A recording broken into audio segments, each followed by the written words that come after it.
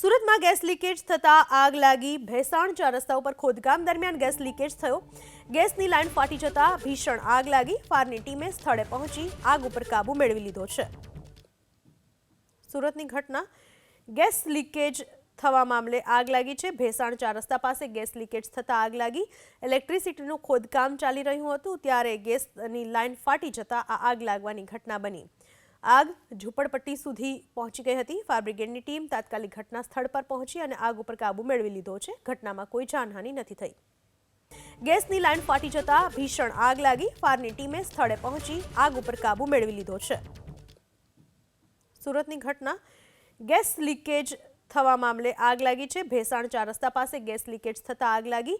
ઇલેક્ટ્રિસિટીનું ખોદકામ ચાલી રહ્યું હતું ત્યારે ગેસની લાઇન ફાટી જતાં આ આગ લાગવાની ઘટના બની।